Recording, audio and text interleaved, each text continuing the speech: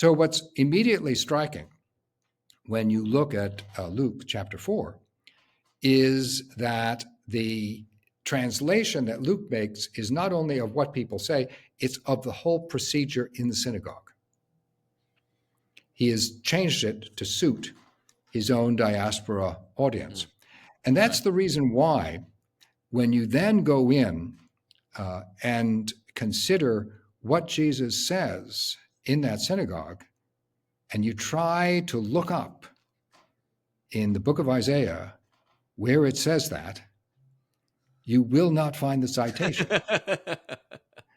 You will find different citations of Isaiah spliced together. Wow.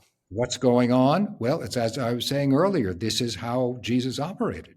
Right. That is, I refer to as a kind of hit and run technique that you find within Scripture where you were seized by the way in which God is operating at the moment on behalf of his kingdom, and that is what you foreground in what you're saying. Right. So, the result of that excursion to his hometown is that he's nearly killed by means of stoning.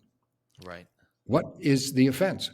I think part of the offensiveness is exactly that. He's in the synagogue and he's not giving a straight reading.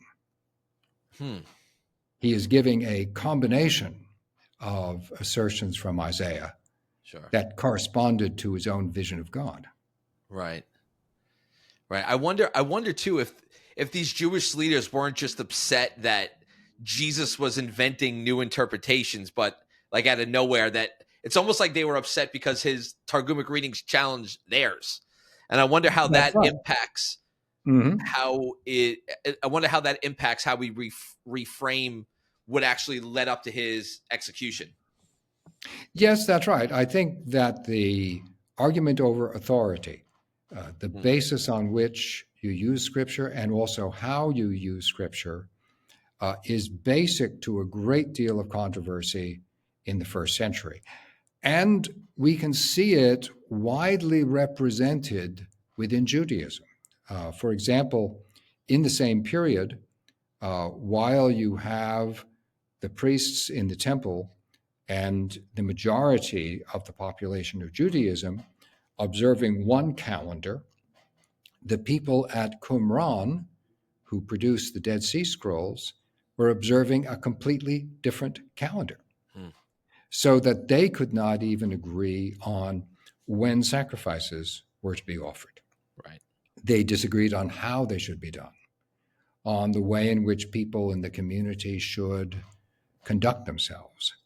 And that argument had to do with whether you accepted the assertion of the people of Qumran that their teacher, called the teacher of righteousness, was the person who should be followed alongside Moses. Right. So there is a case of a teacher arguing that he can speak authoritatively in a way that relates to Scripture, but it's not just Scripture.